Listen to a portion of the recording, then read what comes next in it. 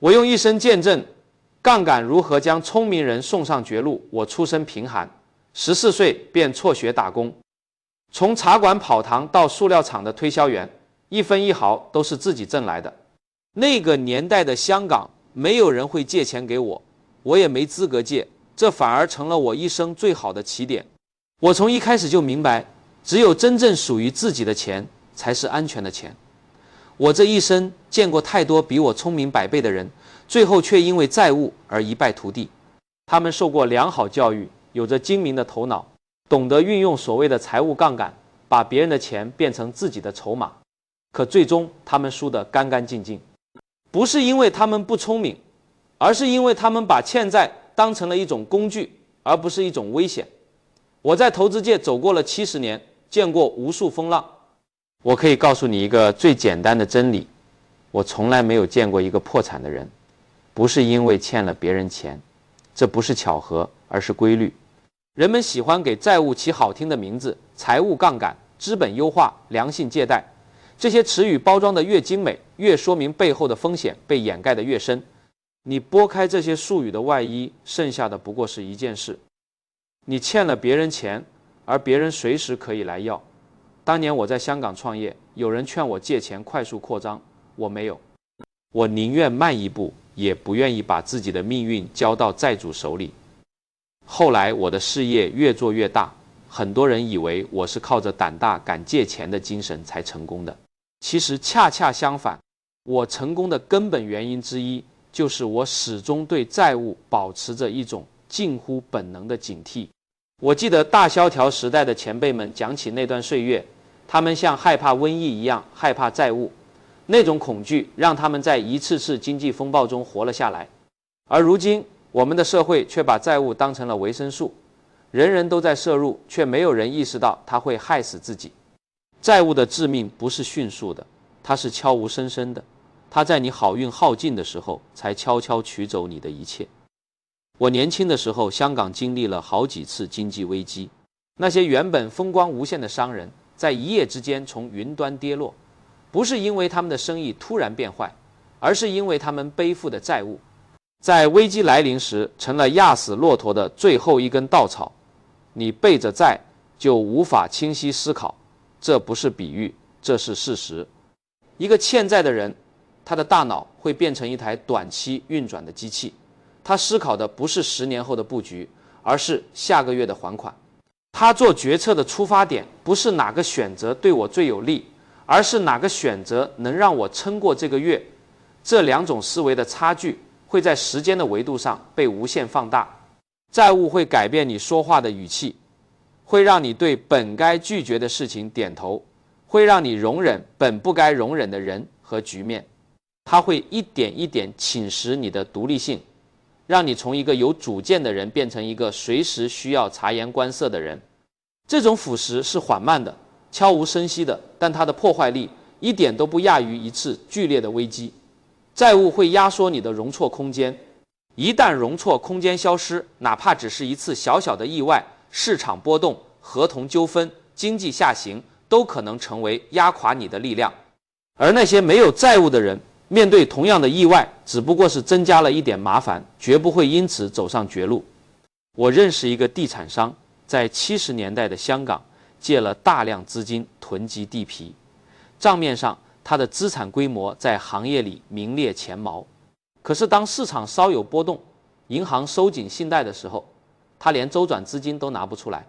那些在账面上闪光的资产，在流动性危机面前什么都不是。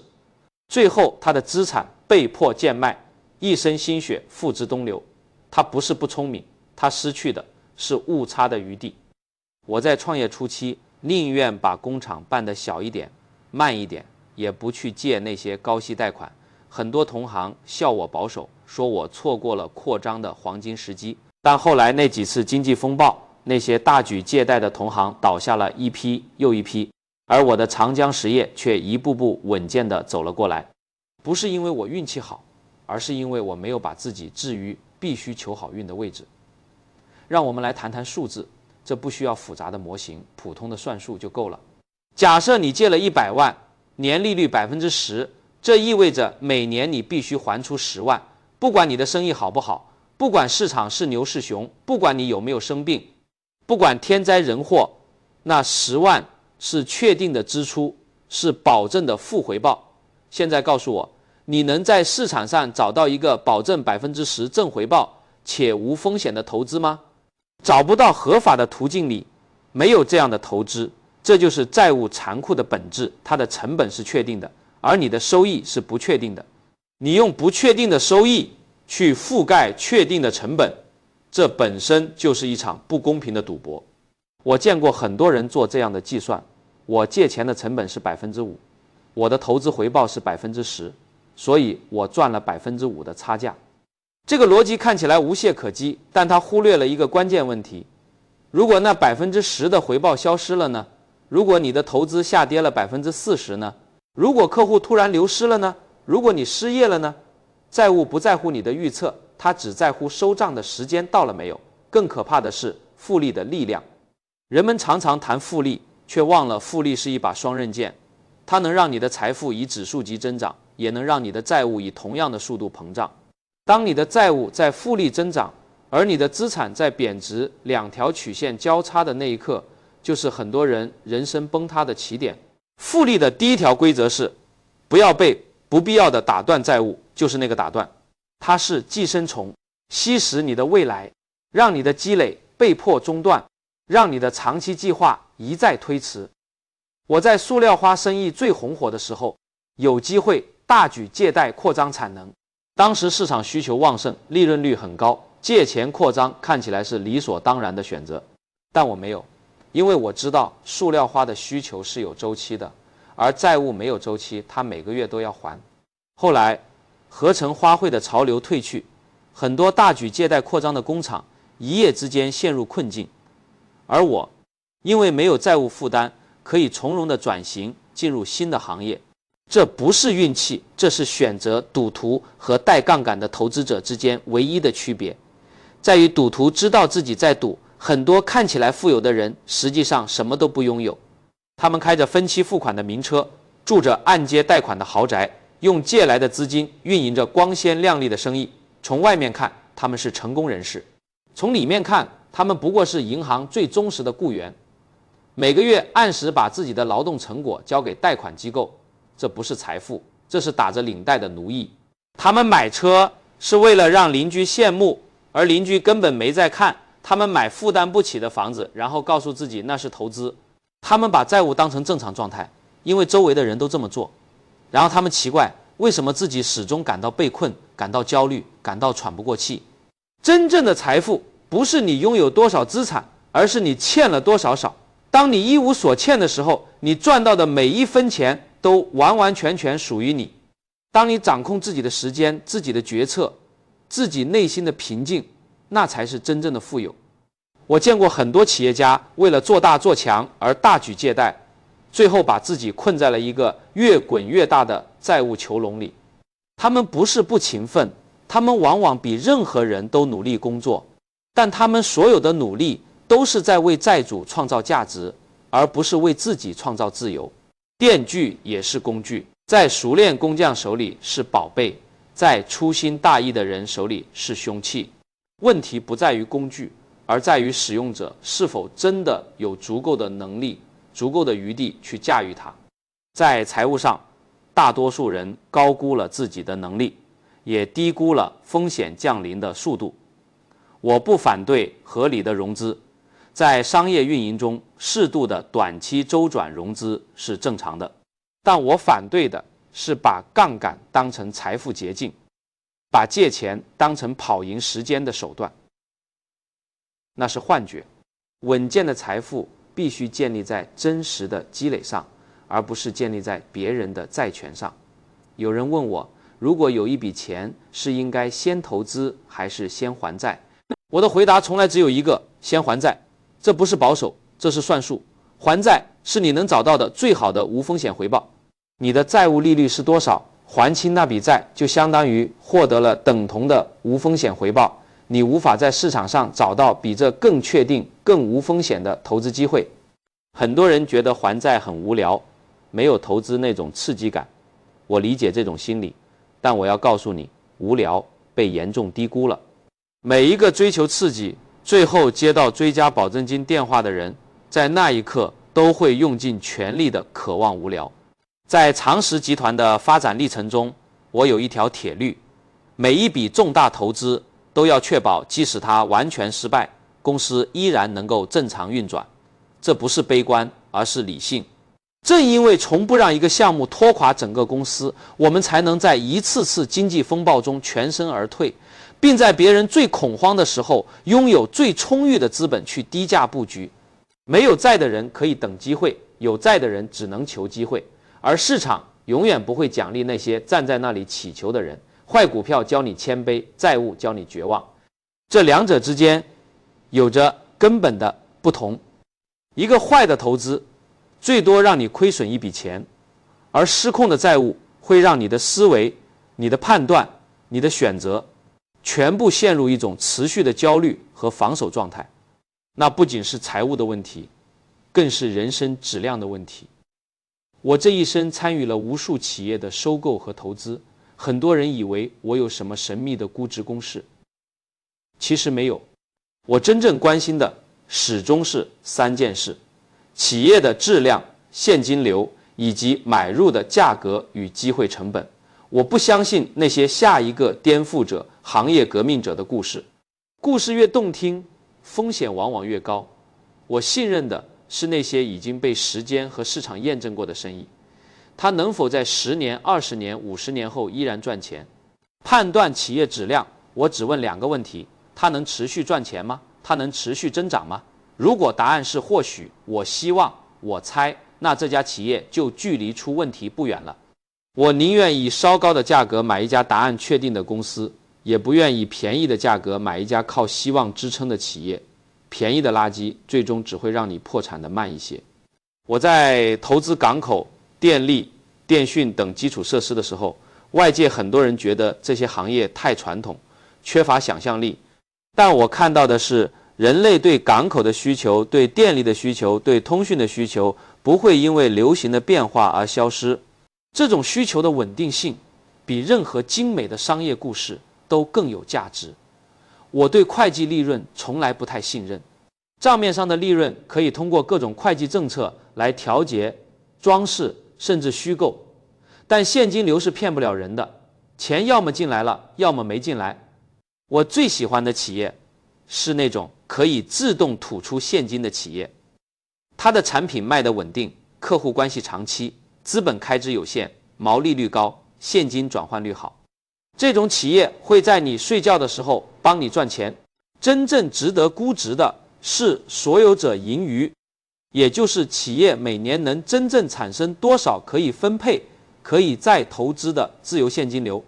作为一个所有者，你最关心的不是账面利润，而是实实在在能拿到手的钱，以及这笔钱未来能不能继续产生。我曾见过不少公司，账面上利润增长得很好，可一查现金流却全在往外流，库存堆积，应收账款飞涨，管理层大方分红。这样的企业看似富有，其实只是会计意义上的成功。增长是幻觉，现金才是现实。一个增长再快却亏损连连的公司，只要不能将增长转化为现金，最终都会崩塌。投资的核心不是买便宜，而是买值得。价格决定你未来回报的下限。再好的公司，如果买的价格太贵，回报也可能令人失望。所以估值里最重要的不是判断是否便宜，而是判断是否有安全边际。安全边际不只是价格低，还包括公司经营上的冗余、债务少、现金流稳定、管理层保守稳健。这是为自己的判断失误预留的保险。没有人能每次都判断正确，安全边际是一个诚实的人对自己局限性的承认。我做每一个重大投资决策都会问自己，如果这个判断是错的，会不会造成无法挽回的损失？如果答案是会，那我宁愿放弃这个机会。因为在商业世界里，能够活下去比抓住每一个机会更重要。很多人以为投资是纯粹的数字游戏，我从来不这么认为。估值的本质是对现实的理解力，而不是算术能力。要真正看懂一家企业的价值，需要理解人性，理解行业生态，理解社会需求，理解管理者的动机与品格。这些东西在任何财务模型里都看不到，但它们往往才是决定一家企业命运的关键。我不是学院派出身，没有读过 MBA， 没有在顶级咨询公司工作过，但我用几十年的时间从不同领域汲取了不同的思考框架。我研究历史，让我明白经济周期的规律；我观察人性，让我识别管理层的品格；我了解工程，让我判断基础设施的稳定性；我重视文化，因为文化决定了一家企业的寿命。这些看似不相关的知识拼在一起，才让我能够在别人看到数字的地方看到企业的灵魂。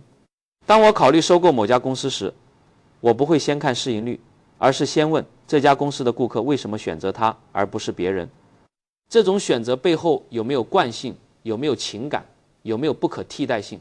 如果答案是肯定的，那么这家公司就拥有一条真正的护城河，而不只是暂时的竞争优势。护城河不是专利，也不是市场份额，而是那些别人无法轻易复制的特质。品牌与习惯是一种护城河，物理地理与极高的重建成本是另一种护城河，对客户情感的深度绑定是最稳固的护城河。这些都是现实，不是理论。一个真正懂生意的人看到这些的时候，不需要复杂的模型，常识就够了。现金流折现模型我也用，但我知道它只是辅助，不是核心。模型的关键不在于公式，而在于假设。假设错了，再漂亮的模型都没有用。所以我更愿意花时间思考这家公司的护城河是什么，它能守住多久。这个问题的答案比任何精确的数字都更重要。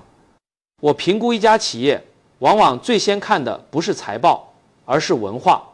一家企业的文化就像一个人的性格，性格决定命运，文化决定估值。如果一家公司的管理层热衷于粉饰财报，追求短期股价，为了完成业绩而做出违背长期利益的决定，那无论他账面上的数字多么好看，我都不会触碰，因为一旦信任崩塌，所有的估值模型都会化为尘土。我最尊敬的是那些做事低调、说话诚实、把长期价值放在首位的管理者。他们可能不会在媒体上发表惊世骇俗的言论，也不会频繁出现在各种颁奖典礼上，但他们年复一年地做好自己该做的事，让企业稳健地成长。我宁愿与平庸但诚实的人合作，也不要天才的骗子。管理层的贪婪可以毁掉最伟大的商业模式，而诚实守信的管理层，即使面对逆境，也能维护企业的核心价值，等待时机再次到来。有一个判断企业文化的简单方法，看管理层在没人注意的时候是怎么做的。一个私下大肆挥霍，公开却装作节俭的管理者，迟早会把这种习惯带到经营决策里。而那些在顺境和逆境中一以贯之的管理者，才是真正值得托付的伙伴。我这一生总结下来，有一个最深刻的体会：真正的财富不是你拥有多少，而是你欠的有多少少。当你没有债务，你可以等待那个真正合适的机会慢慢到来。你不需要仓促行动，不需要被迫接受不理想的条件，不需要在市场最恐慌的时候恰好需要流动性。你可以在别人贪婪的时候保持冷静，在别人恐惧的时候果断出手。在1997年亚洲金融危机之前，我已经开始系统性的降低集团的杠杆率。很多人觉得我太保守，在一个高速发展的市场上主动减速，但危机来临的时候，我们有充足的现金可以逢低买入，而很多竞争对手正在拼命自救。这就是财富的悖论。你越是保持财务上的克制，越是拒绝用杠杆去追逐短期收益，你反而能在长期积累起更多真实的财富。而那些大举借贷看起来增长最快的企业，往往在第一次真正的危机面前轰然倒塌。自由不来自于拥有更多，而来自于欠得更少。当你不欠任何人任何钱，你才能真正清晰地思考。你能在所有人都说是的时候坚定地说不，你能忽略市场的喧嚣，因为你并不绝望。你能容忍短期的亏损，因为你有等待的资本。人们总是低估这种独立的价值。独立就像空气，你只有在失去它的时候，才会意识到它对你有多重要。我认识的那些真正睡得安稳的投资者，他们的安稳不是因为拥有好的资产，而是因为没有人拥有他们。我见过很多年轻人急于求成，想要用借来的钱快速积累财富。他们看到别人靠着杠杆赚了一笔快钱，就以为自己也能复制这条路。我想告诉他们，那些靠杠杆赚了快钱的人，你只看到了他们得意的时候，没有看到他们跌倒的时候。而那些稳稳当当不走捷径的人，你在开始的时候往往觉得他们太慢太保守，但20年后回头看，他们才是真正赢了的人。财富的建立就像建造一栋大楼，你可以用最快的速度把墙砌起来，但如果地基不稳，那栋楼迟早会倒。地基就是你的财务健康，无债务，有现金，有耐心。那些无聊的事情，储蓄，量入为出，一点一点的积累，不贪图短期收益，这些才是真正财富的基础。但人们跳过这些步骤，借钱消费，借钱投资，借钱维持一个看起来富有的外表，然后花一生的时间在心理焦虑中挣扎。如果你现在背负着债务，最重要的一件事不是去寻找下一个投资机会，而是先把债还清。还债的过程虽然枯燥，但每还掉一笔债，你就从脑子上卸下了一条锁链。一个自由的头脑才能做出真正理性的决策，才能看清真正有价值的机会，才能在合适的时机采取合适的行动。没有债的人，时间是他的朋友，时间越长，他的资产复利越大，他的选择越多，他的自由越充分。有债的人，时间是他的敌人，时间越长，债务的利息越滚越大，他的处境越被动，他的选择越来越少。